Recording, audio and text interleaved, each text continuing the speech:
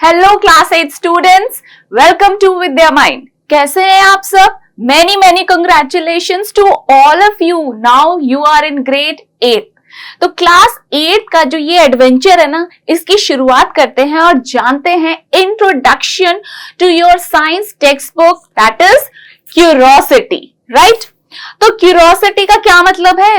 Well, class 6 और 7 में हमने जो उत्सुकता और जिज्ञासा दिखाई है साइंस को लेकर ना, हमें इसी को आगे बढ़ाना है और थोड़ा सा इंटेंसिव करना है। इंटेंसिव करने का मतलब उसको और डीपली हमें सोचना है।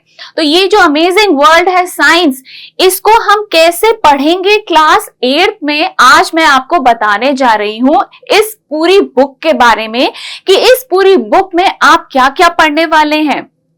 तो बुक का जो फर्स्ट चैप्टर है ना, उसका नाम है exploring the investigative world of science. तो यहां पे आप क्या करने जा रहे हैं? आप इन्वेस्टिगेट करने जा रहे हैं वर्ल्ड ऑफ साइंस को। इस अमेजिंग वर्ल्ड ऑफ साइंस को अब आप इन्वेस्टिगेट करेंगे। तो इन्वेस्टिगेट कौन करता है भाई? या तो कोई डिटेक्टिव एजेंट हो, सीआईडी हो, साइंटिस्ट हो, यही तो इन्वेस्टिगेट करते हैं। इसका मतलब कि ये जो एडवेंचरस जर्नी है ना, इसको आप एज अ साइंटिस्ट की तरह इस जर्नी ऑफ साइंस को पढ़ेंगे इस क्लास 8 की टेक्स्ट बुक के थ्रू। तो समझ में आई ना बात? चलिए शुरुआत करते हैं और जानते हैं इस चैप्टर में आप क्या पढ़ने जा रहे हैं। So let's get started. Chapter 1 of grade 8 actually introduce you about the different topics which you are going to study through the curiosity book, right? तो बेसिकली जो ये पहला चैप्टर है ना, ये एक इंट्रोडक्शन है कि आप इस पूरे साइंस की टेक्स्ट बुक में क्या क्या पढ़ने जा रहे हैं। हो गया ना कितना आसान इस बुक को पढ़ना, क्योंकि अब हमारी शुरुआत ही हो रही है इस पूरी बुक के इंट्रोडक्शन से। हमें पता चलने वाला है कि हम थ्रू आउट द ईयर, पूरे साल क्या क्या पढ़ेंगे और कैसे उस अमेजिंग वर्ल्ड ऑफ साइंस को जो हमने क्लास 6 और 7 में पढ़ी है ना, उसको और डीपली और थॉटफुल वे में इन्वेस्टिगेट करेंगे, राइट? तो यहां पे हम शुरुआत करते हैं एक बहुत ही इंटरेस्टिंग स्टेटमेंट से। जो स्टेटमेंट यहां लिखा है, every scientific discovery begins with curiosity. तो ये जो डिस्कवरीज है ना, ये बेसिकली क्यूरियोसिटी पे ही बेस्ड है। जैसे कि मैं आपको एक एग्जांपल देती हूं। क्यूरियोसिटी का मतलब उत्सुकता, जिज्ञासा, कुछ जानने की इच्छा होना, राइट? एप्पल जब आप ऊपर फेंकते हैं तो कहां जाता है? जमीन पे आ जाता है, राइट? सैकड़ों लोगों ने ये देखा था। तो जो उत्सुकता थी ना, वो जो हमारे साइंटिस्ट है ना, आइजैक न्यूटन, उन्होंने जगाई। उन्होंने क्यूरियोसिटी जगाई कि भाई एप्पल नीचे क्यों चला जाता है? हम तो उसे ऊपर फेंकते हैं, लेकिन वो नीचे क्यों जाता है? तो उनकी जो क्यूरियोसिटी थी ना, उसी से तो डिस्कवरी हुई ग्रेविटेशनल फोर्स की, कि भाई अर्थ के एटमॉस्फेयर में आप कोई भी चीज फेंकेंगे, कोई भी चीज जो अर्थ के एटमॉस्फेयर में प्रेजेंट है ना, वो नीचे की तरफ खिंचती है, अर्थ सरफेस की तरफ खिंचती है बिकॉज ऑफ ग्रेविटेशनल फोर्स। तो ये एग्जाम्पल तो बिल्कुल क्रिस्टल क्लियर एग्जाम्पल है जो आपने पढ़ा है, राइट? अब यहां पे समझ में आए ना कि क्यूरियोसिटी अगर आप किसी चीज को देखकर जगाते हैं तो आप क्या कर रहे हैं? एक स्टेप शुरुआत कर रहे हैं साइंटिस्ट बनने की। तो इस साइंस की जो बुक में जो चैप्टर्स है ना, वो आपको एक यंग साइंटिस्ट फील करवाएंगे। मींस जो साइंटिस्ट का काम होता है ना, सबसे पहले उत्सुकता जगाना कि भाई ये चीज क्यों हो रही है, कैसे हो रही है। फिर हम करेंगे एक्सपेरिमेंट्स, इन्वेस्टिगेट करेंगे, एक्सपेरिमेंट्स और टेस्ट परफॉर्म करेंगे, ऑब्जर्व करेंगे, डीप थिंकिंग करेंगे और थॉटफुल ऑब्जर्वेशन से हम तर्क वितर्क करके उन एविडेंस को यूज करके फाइनली एक कंक्लूजन निकालेंगे। तो अब ये जो साइंस है ना, सिर्फ रटने वाली नहीं रही है। यहाँ पे आपको सिर्फ फैक्ट्स को पढ़ना और रटना नहीं है, आपको खुद से क्वेश्चन करना है कि हमारे सराउंडिंग्स में ऐसी क्या चीजें हो रही हैं, कौन सी चीजें हो रही हैं, कैसे हो रही हैं। खुद क्वेश्चंस अराइज करने हैं और उन क्वेश्चंस के आंसर्स आपको एक्सपेरिमेंट्स के थ्रू इन्वेस्टिगेट करके ढूंढने हैं। यही काम होता है एक साइंटिस्ट का। तो अब मैं आपको कह सकती हूं कि अब आपको मैं एक यंग साइंटिस्ट की तरह देख रही हूं। तो यहाँ पे जो पहली लाइन से शुरुआत हुई है ना, अब आपको पता चल गया कि आप इस बुक को पढ़ के क्या बनने जा रहे हैं। आप महसूस करेंगे कि आप एक यंग साइंटिस्ट बन गए हैं, right? So this chapter invites you to look at the world not just through facts but through questions. तो अब आपको ना क्वेश्चंस पुट अप करने हैं। क्वेश्चंस आपके मन में जगेंगे तो उनके आंसर्स आप क्या करेंगे, आप ढूंढेंगे। और ये जो साइंस की बुक है, इसके अंदर आपको जो क्वेश्चंस आपके अराइज हुए हैं ना, उनके आंसर्स जरूर मिलेंगे। जैसे कि एक और एग्जाम्पल बताती हूं। आपने देखा होगा कि जब आप ठंडा पानी ग्लास में डालते हैं तो क्या होता है भाई, ठंडा पानी है, ग्लास में आपने डाला तो पीने के लिए डाला होगा या किसी को पिलाने के लिए डाला होगा। लेकिन जब आप उसकी आउटर सरफेस पे देखते हैं तो आपको छोटी छोटी वाटर ड्रॉपलेट्स उसमें दिखाई देती हैं। तो है ना ये एक इंटरेस्टिंग क्वेश्चन जिसका आंसर आपको इस बुक में जरूर मिलेगा। तो ऐसे और बहुत सारे जो क्वेश्चंस आपके मन में अराइज हो रहे हैं ना, आपको क्या करना है, सिंपली आपको उन्हें लिखना है। और जो ये क्वेश्चंस आपके मन में अराइज हुए हैं ना, अब इन क्वेश्चंस को साइंस के टर्म्स में एक्सप्लोर करना है, right?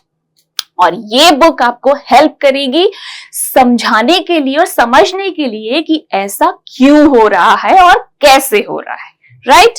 So we will learn how science is more than memorizing information. It's about investigating, experimenting and discovering how things happen around us. तो 3 चीजों में ये पूरी साइंस आपको पढ़नी है। कौन सी 3 चीजें इंपॉर्टेंट है? ये चैप्टर 1 आपको ये बताता है कि आपको किसी भी फैक्ट को मेमोराइज करने की जरूरत नहीं है। वो फैक्ट आपके स्कूल में आप देख सकते हैं, आपके घरों में हो सकता है, आपकी किचन में हो सकता है। तो उस फैक्ट को आपको क्या करना है, आपको सिर्फ देख के छोड़ना नहीं है, आपको उसे इन्वेस्टिगेट करना है। कैसे इन्वेस्टिगेट करेंगे भाई? आप छोले भटूरे तो खाते हैं, बहुत अच्छी डिश है, मुझे तो बहुत पसंद है। तो छोले भटूरे में जो भटूरे बनते हैं ना, उसका आटा लगाया जाता है। तो आटा लगाने के बाद आप देखेंगे कि वो आटा ना फूल गया। अब यहाँ पे आपकी मम्मी या आपके पापा या आपकी दादी दादू, भाई कोई भी बना सकता है, किचन में तो काम अब सब कोई कर सकता है। तो जब वो भटूरे बनाते हैं और आपको देते हैं, तो क्या कभी आपने पूछा कि ये भटूरा फूला क्यों? भाई आपसे ये एक्सपेक्ट किया जाता है कि आप ये बताएं कि भटूरा आपको अच्छा लगा या नहीं, मींस हाँ या ना। लेकिन अब आपको हर वो फैक्ट, हर वो चीज जो आपकी सराउंडिंग में हो रही है ना, उसे क्या करना है, उसे इन्वेस्टिगेट करना है कि भाई अगर ये भटूरा फूला है तो फूला क्यों है, इसके पीछे क्या कारण है, इसके पीछे साइंस क्या है। और उसको आप कैसे इन्वेस्टिगेट करेंगे? एविडेंस चाहिए आपको, मींस एविडेंस के लिए आपको करने पड़ेंगे बहुत सारे एक्सपेरिमेंट्स। तो बिना एक्सपेरिमेंट और टेस्ट के आप एविडेंस कलेक्ट नहीं कर सकते। भाई अगर कोई डिटेक्टिव एजेंट कोई केस को, जैसे सपोज वो इन्वेस्टिगेट करता है, आपने मूवीज में सीरियल्स में देखा होगा, तो इन्वेस्टिगेशन की शुरुआत कैसे होती है, एविडेंस से। भाई उसको सबूत चाहिए, वो ऐसे एक्सपेरिमेंट और टेस्ट जिसको हम कहते हैं कि सबूत, एविडेंसेस ढूंढता है ताकि उनको ऑब्जर्व करके वो अपना जो केस है उसको सॉल्व कर पाए, राइट? तो आपने इन्वेस्टिगेट करने के बाद एक्सपेरिमेंट्स करने हैं। एक्सपेरिमेंट्स करने के बाद जो उन एक्सपेरिमेंट्स से जो ऑब्जर्वेशन आप नोट करेंगे उससे आप डिस्कवर करेंगे न्यू फैक्ट्स। मतलब कि जो पढ़े हुए फैक्ट है ना, जो आपने ऑलरेडी पढ़ लिए हैं, आप यहाँ पे क्या कर रहे हो, नए फैक्ट्स एक्सप्लोर कर रहे हो। तो यही काम तो होता है साइंटिस्ट का कि वो हर चीज जो उसके सामने हो रही है उसको वो इन्वेस्टिगेट करता है, एक्सपेरिमेंट्स करता है, टेस्ट परफॉर्म करता है और फिर एक नई चीज डिस्कवर करता है। तो अब ये जो होलिस्टिक अप्रोच है ना भाई, ये तो बड़ा भारी वर्ड मैंने बोल दिया, होलिस्टिक अप्रोच। होलिस्टिक अप्रोच कुछ नहीं, आपका जो ये एजुकेशन सिस्टम है ना, ये सोसाइटी के साथ कनेक्ट हुआ है। मतलब अब हम अपनी एजुकेशन को सोसाइटी के वेलफेयर के लिए, सोसाइटी के डेवलपमेंट के लिए यूज करेंगे, तभी तो इस तरीके का जो एक एजुकेशन सिस्टम है वो इंट्रोड्यूस किया गया है क्यूरियोसिटी के थ्रू, कि आप जो नई चीजें डिस्कवर करेंगे उससे हमारा जो स्टैंडर्ड ऑफ लिविंग है ना वो बढ़ेगा, हमारे एनवायरनमेंट में जो प्रॉब्लम्स है ना हम उसे सॉल्व कर पाएंगे। मींस हम गेम चेंजर बन सकते हैं अगर हम यंग साइंटिस्ट अभी से बन जाएं, राइट। तो यहां पे हमें 3 चीजें करनी है। मींस इस बुक के थ्रू आप साल भर क्या करेंगे, आप जांच करेंगे, प्रयोग करेंगे और फिर खोजेंगे नए एविडेंसेस और नए facts about the world of science. ठीक है, तो आई होप जो ये एक थोड़ा लंबा हो गया इंट्रोडक्शन, लेकिन अब आपको ना बात समझ में आ गई कि आप क्या बनने जा रहे हैं, आप बनने जा रहे हैं यंग साइंटिस्ट।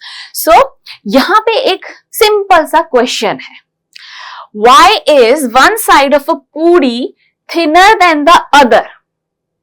अब ये जो है ना, ये एक क्वेश्चन है जिसने आपकी क्यूरियोसिटी को जगा दिया। भाई भटूरे का एग्जांपल तो मैंने बताया, भटूरा फूल जाता है, क्यों फूलता है, पूरी फूल जाती है। तो जब वो फूल जाती है ना तो आप देखेंगे कि उसकी एक साइड होती है बहुत पतली और जो दूसरी साइड होती है वो होती है मोटी। तो यहाँ पे अब सिर्फ आपकी मम्मी जब आपको पूरी दें आलू की सब्जी के साथ या छोले के साथ, तो आपको सिर्फ पूरी खानी नहीं है, आपको क्वेश्चन अराइज करने हैं, आपको अपनी जिज्ञासा जगानी है, उत्सुकता जगानी है कि ये पूरी फूली कैसे और इसकी एक साइड पतली और एक साइड थिक क्यों है। वेल, क्यूरियोसिटी जगी गई है तो चलिए मैं आपको बता देती हूँ इसका आंसर, वरना आपके मन में ये क्यूरियोसिटी बहुत ज्यादा देर तक रहेगी जब तक ये सेशन ओवर नहीं हो जाएगा। तो बेसिकली जब हम जैसे कि तवे पे रोटी रखते हैं या हम पूरी को जैसे ही तेल में, गरम तेल में डालते हैं, तो जो नीचे की साइड होती है ना तो जल्दी से उसको हीट मिलती है और जो तवे, गरम तवे के ऊपर जो साइड रोटी की रखी रहती है ना, वो गर्मी की वजह से, भाई रोटी किससे बनती है, आटे से, आटे में हमने पानी डाल के उसको गूंथा है, राइट।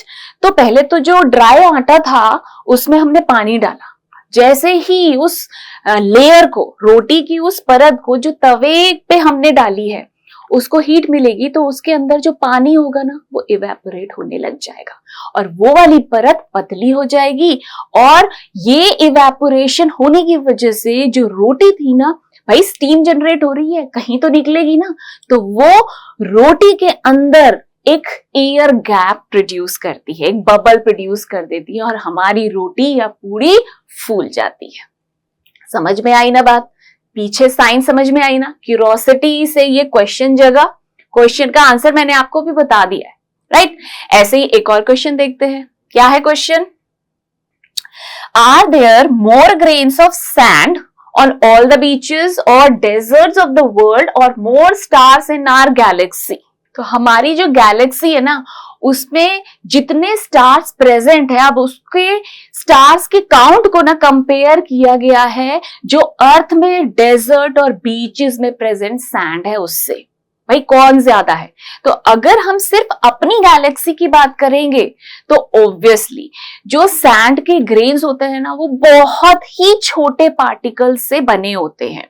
तो एक छोटा सा सैंड का ग्रेन, अगर आप उस सैंड को, रेत को अपने हाथ में लोगे और उसका एक छोटा सा अंश देखोगे ना तो वो बहुत ही छोटे अणु से बना होता है। जिसे हम कहते हैं कण, ठीक है। तो ये जो छोटे छोटे पार्टिकल हैं, ये इनका जो नंबर है ना बहुत ज्यादा है as compare to the stars of our galaxy. But यहाँ पे एक उत्सुकता मुझे भी हो रही है आपसे एक क्वेश्चन पूछने के लिए। भाई अगर हम पूरे ब्रह्मांड में, पूरे यूनिवर्स की सभी गैलेक्सी के टोटल स्टार्स अगर काउंट करें तो क्या वो ज्यादा होंगे in total number of sand के जो कि डेजर्ट और बीचेस में प्रेजेंट है हमारी अर्थ सरफेस पे? है ना जिज्ञासा जगी ना आपके मन में? अब ये क्वेश्चन आप ढूंढिए और जल्दी से एक्सप्लोर करके इन्वेस्टिगेट करिए, फिर उस पे एक्सपेरिमेंट्स करिए, एविडेंसेस कलेक्ट करिए और फिर डिस्कवर करिए इस नए फैक्ट को जो सॉल्व करेगा इस क्वेश्चन को जो मैंने आपसे अभी पूछा है। अब यहां पर ना एक टर्म आया इन्वेस्टिगेशन। तो साइंस में इन्वेस्टिगेशन का क्या मतलब है? Investigation means more than observing. It means asking specific questions and testing them. So it follows a process.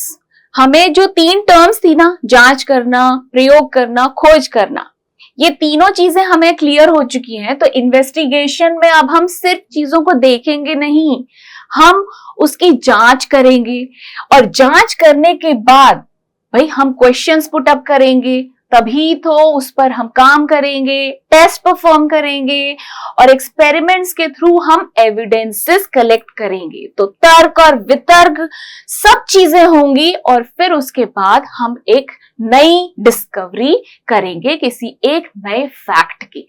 So it follows a process. We can investigate things around from why dough rises to why the weather changes. तो ये जो investigation है ना, ये कहीं से भी हो सकता है। भाई आपकी किचन से शुरू होकर जो क्लाइमेट में चेंजेस आ रहे हैं, summer season, winter season, rainy season, autumn season, तो ये जो वेदर में चेंजेस आ रहा है ये बहुत बड़ा एक क्वेश्चन है कि ये क्यों हो रहा है।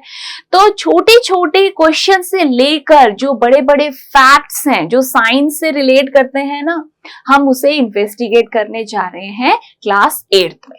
So investigations can be small, kitchen science or large space research, but they all follow the same logical steps. Steps सबके कॉमन है।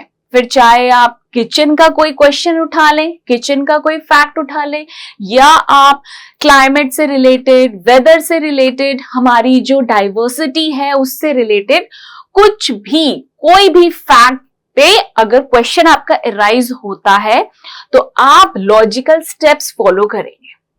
आपको सबसे पहले उस फैक्ट के लिए क्वेश्चन पूछना है, अपनी जिज्ञासा जगानी है, यहीं पे आपको क्यूरोसिटी जगानी है और क्वेश्चन निकाल के लाना है। मन में बहुत सारे क्वेश्चन आ जाएंगे तो आपको उन क्वेश्चंस के अकॉर्डिंग एक्सपेरिमेंट्स प्लान करने हैं कि हम ऐसा क्या एक्सपेरिमेंट करें कि हमें एक सॉलिड ऑब्जर्वेशन और एविडेंस मिले। तो जो भी ऑब्जर्वेशन और एविडेंसेस हमें मिलेंगे, हमें उन्हें बहुत ही लॉजिकली डीप वे में, डीप थिंकिंग करनी है, थॉटफुल ऑब्जर्वेशंस हमें नोट करने हैं, राइट? ऐसे नहीं कि इररेलेवेंट ऑब्जर्वेशन की आपको समझ में ही नहीं आया, आपने कौन सा एक्सपेरिमेंट परफॉर्म किया है। तो एक्सपेरिमेंट का selection requires knowledge, right? Knowledge होनी चाहिए।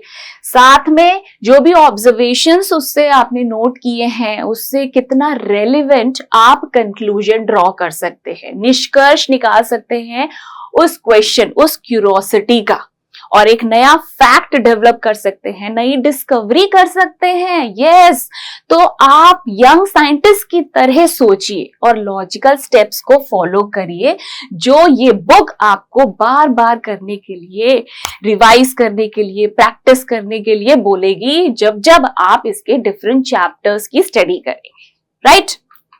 चलिए अब हम थोड़ा बुक की बात कर लेते हैं कि इस बुक में चैप्टर 1 तो पूरी बुक के बारे में है, लेकिन जब आप चैप्टर 2 की शुरुआत करेंगे ना तो वहां पे ना सबसे पहले कुछ क्वेश्चंस दिए हुए हैं प्रोब एंड पॉन्डर सेक्शन में।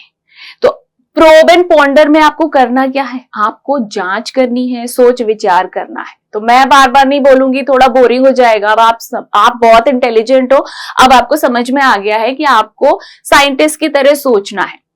तो हर चैप्टर में शुरू में कुछ क्वेश्चंस दिए गए हैं, एग्जाम में नहीं आने वाले ये क्वेश्चन। ये एक छोटे से ना, आप कह सकते हैं कि ये एक इनवाइट है जो आपकी जिज्ञासा को क्या करेगा, जगाएगा।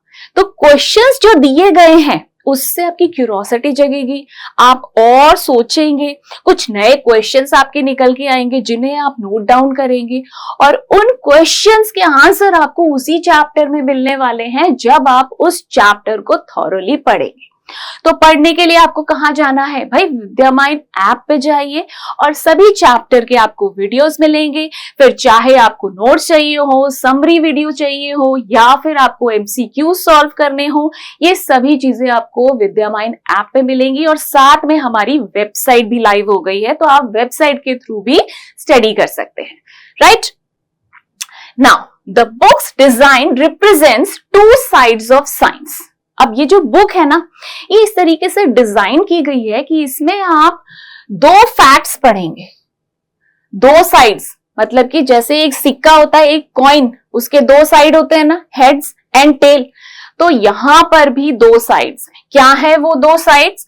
On every page we will notice two symbols. दो सिंबल्स आपको हर पेज में दिखाई देंगे। ये सिंबल्स आपको समझ में आना चाहिए कि ये किस चीज को रिप्रेजेंट कर रहे हैं। जैसे कि मैं आपको यहां पे दिखाना चाहूंगी, ये देखिए, सबसे यहां पे जो लेफ्ट बॉटम साइड है ना, वहां पे आपको एक रूट की इस तरीके की इमेज दिखाई देगी। एक सिंबल ये हो गया, और टॉप राइट कॉर्नर में आपको दिखाई देगी एक काइट की पिक्चर। ये दो सिंबल्स आपको हर पेज में, साइंस की टेक्स्ट बुक के हर पेज में दिखाई देंगे। इनका भी एक मीनिंग है। क्या मीनिंग है, समझते हैं इसको। Well, so the root shown at the bottom left represents solid foundation of knowledge and connection to our culture and nature. Root से आपके दिमाग में क्या बात आती है? जड़ें। जड़ें मतलब जो बहुत मजबूती प्रदान करती हैं। भाई प्लांट की जो जड़ें होती हैं वो जमीन से रहती हैं, तो वो जो प्लांट है बहुत स्ट्रांगली खड़ा रहता है। तो जितनी बड़ी जड़ें होंगी, जितनी स्ट्रांग होंगी जड़ें, उतना ही वो स्ट्रांग होगा ट्री या प्लांट, राइट। तो यहाँ पे जड़ों से हमने एक मीनिंग निकाला है, सॉलिड फाउंडेशन ऑफ नॉलेज। तो अगर नॉलेज हमारी जड़ों जैसी मजबूत है तो हम कुछ भी कर सकते हैं। ये हमारे लिए, ये साइंस को जानना हमारे लिए बहुत इजी हो जाएगा। जो स्टेप्स हमें फॉलो करने हैं ना, अगर हमारे पास एक सॉलिड नॉलेज होगी तो हम उन स्टेप्स को बहुत अच्छे से फॉलो कर पाएंगे। समझ में आई बात? और साथ ही साथ ये जड़ें हमें ग्राउंडेड रखती हैं, हमें जोड़े रखती हैं हमारे कल्चर और हमारे नेचर से। मींस हमें ऐसा कोई काम नहीं करना जिससे हमारी नेचर को हार्म हो। भाई सॉलिड नॉलेज होगी तो हमें ये भी पता होगा कि हमारे को एनवायरनमेंट कितनी सारी चीजें देता है, तो हमें एनवायरनमेंट को नुकसान नहीं पहुंचाना। साथ ही साथ हमारा जो कल्चरल एस्पेक्ट है, कल्चरल एस्पेक्ट जैसे कि जो भी आपके कस्टम्स हैं, रिचुअल्स हैं, जो आपके घर में बड़े या आपके सिबलिंग्स आपको जो वैल्यूज बता रहे हैं फैमिली की, रिलेशंस की, साथ ही साथ आपके जो स्कूल में टीचर्स हैं वो आपको भाई आउटर वर्ल्ड को कैसे फेस करना है, आउटर वर्ल्ड में एजुकेशन कितनी इंपॉर्टेंट है, ये सारी वैल्यूज, ये सारे जो इंपॉर्टेंट एस्पेक्ट्स हैं वो आपको समझा रहे हैं ना, वही है हमारा कल्चर। तो हमें अपने कल्चर से जुड़े रहना है, ग्राउंडेड रहना है और अपने सॉलिड फाउंडेशन ऑफ नॉलेज को यूज करना है और एक्सप्लोर करना है साइंस को। क्लियर हुआ ये सिंबल? अब हम दूसरे सिंबल की बात करते हैं। भाई एक तरफ तो जड़ें हैं और दूसरी तरफ काइट बनी हुई है। काइट का क्या मतलब है? वो ऊंचाई पर जाती है, राइट। उसमें एक थ्रेड होती है और हम उसे धीरे धीरे धीरे ऐसे ऐसे करके ऊंचाई तक लेके जा सकते हैं। तो आपको अपनी क्यूरोसिटी को एक्सप्लोर करना है और ऊंचाइयों तक जाना है ग्राउंडेड रह के। So, kite shown at the top right symbolizes imagination, curiosity and exploration. तो ये काइट जैसे आपको क्यूरोसिटी जगानी है और खोज करनी है, जांच करनी है और नई चीजें एक्सप्लोर करनी है। तो यहाँ पे कोई कमी नहीं होनी चाहिए। तो काइट सिंबलाइज कर रहा है इमेजिनेशन, क्यूरोसिटी, एक्सप्लोरेशन और हमारी रूट हमें कनेक्टेड रखती हैं हमारे कल्चर से, नेचर से और एक सॉलिड फाउंडेशन शो करती हैं। क्लियर हुई ये सब चीजें? इसके अलावा ना आपको हर चैप्टर में ना कुछ पैटर्न्स दिखाई देंगे। पैटर्न्स क्यों? ताकि आपकी जो बुक है ना वो बोरिंग ना लगे, विजुअली वो बड़ी इंटरेस्टिंग लगे। और ये जो पैटर्न्स है ना, जैसे जैसे आप चैप्टर्स पढ़ेंगे ना आप रिलेट कर पाएंगे कि हर पैटर्न एक स्पेसिफिक चैप्टर में है जो चेंज हो रहा है, दूसरे चैप्टर में दूसरा पैटर्न है। तो ये जो अलग अलग पैटर्न्स हैं ये रिलेट कर रहे हैं आपके चैप्टर के कंटेंट से कि चैप्टर में क्या पढ़ाया जा रहा है। आपके हेल्थ के पॉइंट ऑफ व्यू में पढ़ाया जा रहा है या इन्वायरमेंट या फिर कोई फोर्स या प्रेशर, इस तरीके के जो एस्पेक्ट्स है ना उससे रिलेट करेंगे कुछ पैटर्न्स जो आप हर चैप्टर में डिफरेंट वे में देखेंगे। Science works best when we balance. हमने ये दो चीजें पढ़ी हैं, ठीक है। जड़ों से ग्राउंडेड रहने का हमारा एक वो निकल कर आया कि ये हमें ग्राउंडेड रहना सिखाता है, और काइट से कि हमें ऊंचाइयों को छूना है, हमें एक्सप्लोर करना है। बट इनके बीच में होना चाहिए बैलेंस। ये जो दो साइड्स है ना साइंस की, इनमें बैलेंस होना बहुत जरूरी है। न तो ऐसा होना चाहिए कि हम बिल्कुल ही ग्राउंडेड रहें कि हम कुछ सोचे ही ना, कि जो फैक्ट है उसे रट ले, मेमोराइज कर ले, रोट लर्निंग कर ले। नहीं, हमें सोचना भी है और हमें इतना भी ऊंचा नहीं उड़ना कि हम अपने जो वैल्यूज हैं उसको स्किप कर दें, right. So the roots of careful observation and the flight of creative ideas, ये दो चीजों में हमें बैलेंस बना के चलना है। लेट द इमेजिनेशन सोर by staying connected to the evidences। तो evidences को लेकर हमें अपनी इमेजिनेशन को और ज्यादा बढ़ा के और एक्सप्लोर करना है इस साइंस के वर्ल्ड को। क्लियर हो गया? अब ज्यादा मैं आपको बोर नहीं करूंगी क्योंकि बहुत लंबा सेशन हो गया है, लेकिन जरूरी है। यहाँ पे ना ये जो साइंस की बुक है ना बहुत इजी हो गई, अब इसको समझना बहुत इजी हो गया। आप किसी भी चैप्टर को, आप कहीं से भी कोई भी चैप्टर अगर पिक करेंगे ना तो आपको समझ में आ जाएगा कि कैसे हम इन्वेस्टिगेट कर रहे हैं, हम प्रयोग कर रहे हैं, एक्सपेरिमेंट्स कर रहे हैं और उसके कंक्लूजन्स ड्रॉ कर रहे हैं और हमें पता चल रहा है साइंस के फैक्ट्स के बारे में। Our journey in class 8। तो क्लास 8 में आप क्या क्या पढ़ने वाले हैं? टोटल 13 चैप्टर्स हैं इस बुक में, जिसकी शुरुआत होगी बहुत ही छोटी और बहुत इंपॉर्टेंट चीज से जिसे हम कहते हैं माइक्रोब्स। माइक्रोब्स ये ऐसे लिविंग ऑर्गेनिजम्स हैं जो हम अनएडेड आई से, मींस नेकेड आई से नहीं देख सकते। हमें इसके लिए चाहिए माइक्रोस्कोप। तो बहुत ही छोटी छोटी एंटाइटीज होती हैं। ये चैप्टर की शुरुआत हो रही है। फर्स्ट चैप्टर के बाद जो नेक्स्ट चैप्टर होगा वो आपको बताएगा द माइक्रोबियल वर्ल्ड। ये जो माइक्रोब्स हैं, क्या ये हमारे दोस्त हैं या ये हमारे दुश्मन हैं या दोनों ही हैं? क्या हम इनके बिना रह सकते हैं? तो ये जो क्वेश्चंस मैंने अभी 3-4 क्वेश्चन आपके सामने पुट किए हैं ना, ये मेरी क्यूरियोसिटी थी। अब आप जब इस चैप्टर को पढ़ेंगे तो कुछ क्वेश्चंस आप पाएंगे, उन क्वेश्चंस के आंसर आपको उस चैप्टर को पढ़ने पर पता चलेगा। ऐसे ही जर्नी की शुरुआत हो चुकी है माइक्रोब्स को लर्न करने से। फिर हम पढ़ेंगे हेल्थ के बारे में। अब देखिए यहाँ पे ना हमें जो भी हम पढ़ रहे हैं ना, हम उसे रिलेट कर रहे हैं कि कैसे वो हमारे लिए बेहतर है और कैसे उसको यूज करके हम सोसाइटी को और ज्यादा इंप्रूव कर सकते हैं, सोसाइटी को कैसे और डेवलप कर सकते हैं। हेल्थ तो बहुत ही इंपॉर्टेंट है। आजकल हर कोई अवेयर हो गया, सबको पता है फिजिकल एक्सरसाइजेस और एक्टिविटी कितनी जरूरी है, सबको पता है good sleep is necessary, balance diet होनी चाहिए। तो ये जो छोटे छोटे हेल्थ के जो एस्पेक्ट्स है ना, ये आप क्या हर कोई जानता है। तो हम हेल्थ से रिलेटेड जो वेलनेस और वाइटलिटी के फैक्ट्स है ना, उसको जानने की कोशिश करेंगे और उसमें हम अपनी क्यूरियोसिटी को और जगाएंगे। इसके बाद जर्नी के बीच में आती है इलेक्ट्रिसिटी, जो कि एक एनर्जी की फॉर्म है।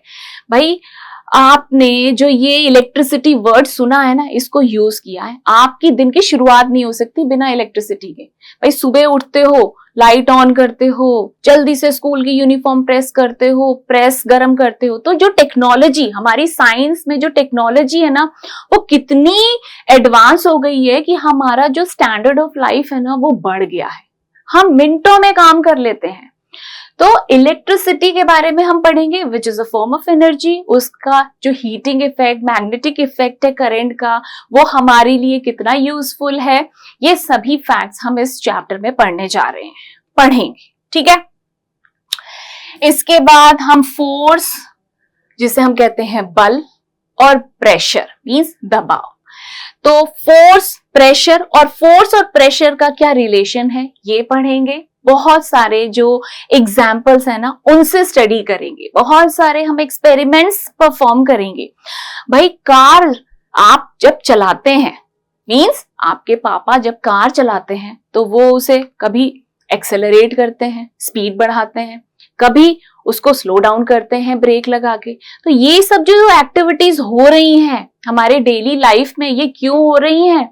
मैं इसलिए ये क्यूरियोसिटी आपके मन में जगा रही हूं कि ये सब चीजें आप फोर्स एंड प्रेशर चैप्टर में पढ़ने जा रहे हैं। ठीक है। इसके बाद हम पढ़ेंगे अमेजिंग वर्ल्ड ऑफ मैटर, पदार्थ। भाई हमारी सराउंडिंग में जितनी भी चीजें हैं ना, वो मैटर हैं, फिर चाहे वो सॉलिड हो, लिक्विड हो, गैस हो। तो सॉलिड डिफरेंट है लिक्विड से और लिक्विड डिफरेंट है गैस से। क्यों डिफरेंट है? क्योंकि इनकी प्रॉपर्टीज डिफरेंट है। तो पहले हम जानेंगे कि मैटर क्या होता है, वो किससे बना होता है, और जो डिफरेंट टाइप्स ऑफ मैटर्स हैं उनकी प्रॉपर्टी डिफर क्यों करती है। तो बहुत ही इंटरेस्टिंग होने जा रहा है, क्योंकि इसमें बहुत सारे आप एक्सपेरिमेंट्स परफॉर्म करेंगे। आपने चीनी तो पानी में घोली होगी ना, तो चीनी पानी में घुल जाती है और पूरा पानी मीठा हो जाता है। क्यों होता है? इसके पीछे भी जो फैक्ट है ना, जो साइंस है, वो आप इस चैप्टर में पढ़ेंगे। Then components of mixtures. Mixtures क्या होते हैं और उसके कितने कंपोनेंट्स होते हैं, इनका बिहेवियर कैसा होता है, ये यूनिफॉर्म होते हैं, नॉन यूनिफॉर्म होते हैं, ये सब आप मिक्सचर्स की प्रॉपर्टीज में पढ़ेंगे। Then light. लाइट में रिफ्लेक्शन ऑफ लाइट, लेंस का क्या काम होता है, मिरर्स क्या होते हैं। हम शीशे में अपना चेहरा देखते हैं तो बिल्कुल एग्जैक्ट हमारा जो चेहरा होता है ना, वो दिखाई देता है। लेकिन अगर हम स्पून में देखते हैं तो जरूर गौर करिएगा कि स्पून में जब आप चेहरा देखते हैं, स्पून की कर्व्ड साइड और जो दूसरी साइड होती है, तो क्या होता है। ये सब चीजें आप लाइट चैप्टर में पढ़ेंगे। और फिर हम एक्सप्लोर करेंगे स्पेस को through the facts related to sky and calendar. और लास्टली हम अपने अर्थ और अर्थ में कैसे बैलेंस बना हुआ है, डिफरेंट डाइवर्सिटी जो प्रेजेंट है, एबायोटिक और बायोटिक फैक्टर मींस लिविंग और नॉन लिविंग फैक्टर्स के बीच में जो रिलेशन है, इकोसिस्टम के बारे में पढ़ेंगे। तो ये जो पूरी जर्नी है ना, आप ये पूरी जर्नी इस चैप्टर में पढ़ने जा रहे हैं, है ना मजेदार। हर एक चैप्टर आपको नई आशाएं दे रहा है, नई जिज्ञासाएं जगा रहा है, राइट। तो यंग साइंटिस्ट तैयार हो जाइए। तो अब हम शुरुआत करते हैं चैप्टर 2 से, कि चैप्टर 2 में आप पढ़ने क्या जा रहे हैं। आप माइक्रोब्स के बारे में पढ़ने जा रहे हैं। So the unseen world inside a drop of water. आपने एक पानी की बूंद ली और उसको अपने साइंस लैब में जो माइक्रोस्कोप रखा है ना, वहां पे एक ग्लास की स्लाइड होती है, उसमें एक ड्रॉप ऑफ वाटर लीजिए, टैप वाटर लीजिए या कोई भी जो स्टेगनेंट वाटर होता है, तो वो आप थोड़ा सा लीजिए और फिर ऑब्जर्व करिए। तो आपको उसमें पूरी दुनिया दिखाई देगी इन माइक्रोब्स की। इतने छोटे होते हैं ये, उनके लिए ना एक माइक्रोब नगर बन गया। मींस एक छोटे से पानी की बूंद में पूरा माइक्रोब नगर आपको नजर आएगा, राइट। माइक्रोब्स जिन्हें हम कहते हैं सूक्ष्म जीव, they are living things so small we need a microscope to see them. So here is the picture of a microscope, जहां पे ये स्लाइड यहाँ पे रखी जाती है और ये हैं लेंसेज जिसके थ्रू हम उन लेंसेज को एडजस्ट करके एक मैग्नीफाइड इमेज देखते हैं और तब हमें दिखाई देते हैं ये छोटे छोटे सूक्ष्म जीव। They include bacteria, viruses, fungi like yeast, protozoa and microscopic algae। तो ये जो वर्ड ऑफ माइक्रोब है ना, ये आपको पढ़ना है। बैक्टीरिया जीवाणु, फंजाई कवक, प्रोटोजुआ जिसे प्रोटोजुआ ही कहा जाता है, एल्गी शैवाल एंड वायरस विषाणु। वायरस से कुछ याद आया? भाई बहुत सारी मूवीज हैं जिसमें वायरस बहुत ही इंपॉर्टेंट टर्म की तरह आप देखते होंगे, है ना। बस इतना ही काफी है, मूवीज आपको भी समझ में आ गई कि ये मैं किन मूवीज की बात कर रही हूं, ठीक है। चलो, तो ये जो डिफरेंट टाइप के माइक्रो ऑर्गेनिजम्स हैं, कितने जो आपको पढ़ने हैं चैप्टर 2 में, 1 2 3 4 5 डिफरेंट माइक्रोब्स के बारे में पढ़ना है। Now a single drop of water, specially pond water, means जो रुका हुआ पानी है, पॉन्ड का पानी, तालाब का पानी ना रुका हुआ होता है। Puddles or stagnant water contains countless microorganisms because it collects material। ये माइक्रोब्स क्यों है एक स्टेगनेंट वाटर में इतने ज्यादा? क्योंकि उन्हें चाहिए खाना और उस स्टेगनेंट वाटर में प्रेजेंट है ऑर्गेनिक मैटर, जो उनके लिए क्या है भाई, उनको जिंदा रहना है, उनको अपनी जनरेशन बढ़ानी है तो खाना चाहिए। वो क्या करेंगे, इसमें प्रेजेंट जो ऑर्गेनिक मैटर है उन मटेरियल्स को वो डाइजेस्ट करेंगे, खाने की कोशिश करेंगे। So because it collects material that microbes feed on along with a suitable temperature. तो दो फैक्टर आपको यहाँ पे देखने हैं माइक्रोब से रिलेटेड कि माइक्रोब कहीं पे ज्यादा है, जैसे कि स्टेगनेंट वाटर की एक ड्रॉप में अगर आप देखेंगे तो बहुत सारे माइक्रोब्स नजर आएंगे। क्यों? क्योंकि वहां का जो टेम्परेचर है वो उनके लिए बहुत सूटेबल है। जैसे हमारे लिए ये जो टेम्परेचर है सूटेबल है, ठीक है, हमारी बॉडी का एक सूटेबल टेम्परेचर होता है, ठीक है। ऐसे ही इनको भी अपनी जनरेशन को बढ़ाने के लिए, अपनी पॉपुलेशन को बढ़ाने के लिए, मल्टीप्लाई करने के लिए एक सूटेबल टेम्परेचर मिलता है और साथ ही साथ खाना मिलता है उस पॉन्ड वाटर में। क्लियर है? समझ में आई बात? खाना, पानी, ताप, भाई टेम्परेचर, ये सब सूटेबल होते हैं माइक्रोब्स की अपनी पॉपुलेशन को बढ़ाने के लिए। ये कुछ पिक्चर्स हैं डिफरेंट टाइप ऑफ माइक्रोब्स की जो आप पढ़ेंगे इस चैप्टर में, ठीक है। अब हम थोड़ा सा और माइक्रोब्स को ना हेल्थ से रिलेट करते हैं। So let us understand these invisible things and incredible helpers. तो ये जो माइक्रोब्स है ना, ये हमारे लिए बहुत ही हेल्पफुल है और यूजफुल है। कैसे? ये हमारे फ्रेंड हैं। अभी मैं आपको इन कुछ पॉइंट्स को डिस्कस करके बताने जा रही हूँ।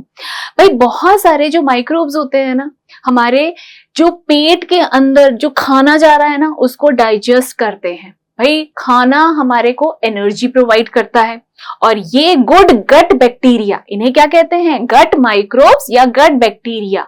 ये उस खाने को कॉम्प्लेक्स फॉर्म से सिंपलर सब्सटेंसेस में कन्वर्ट करते हैं और तब ये डायरेक्टली हमारी बॉडी एब्जॉर्ब करती है इन टर्म्स ऑफ न्यूट्रिएंट्स और हमें मिलती है एनर्जी। भाई दही तो आप सबने खाया है, ये एक हेल्दी प्रोबायोटिक फूड है। क्यों हेल्दी प्रोबायोटिक फूड कह रहे हैं? क्योंकि दही में प्रेजेंट होते हैं गुड बैक्टीरिया जिन्हें कहा जाता है लैक्टोबैसिलस। तो दही हमारे पेट को ठंडा रखता है, ऐसा हमारे जो बड़े हैं वो कहते हैं।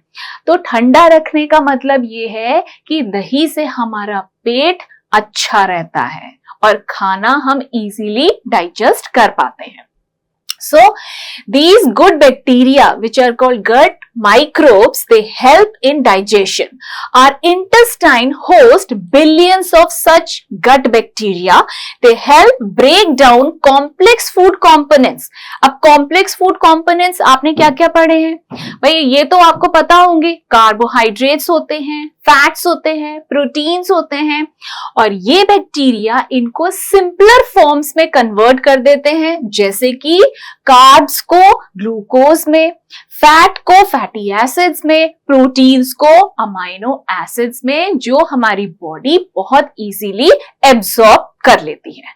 ठीक है, now they also make certain vitamins and compete with harmful microbes. मतलब अगर आप अच्छा खाना खाएंगे और अपने टमी को रखेंगे बिल्कुल अच्छा, स्वस्थ रखेंगे, तो जो हार्मफुल माइक्रोब्स होते हैं ना, ये उसको कॉम्पीट कर देते हैं। मींस अगर हेल्दी बैक्टीरिया ज्यादा है तो आपका पेट अच्छा रहेगा।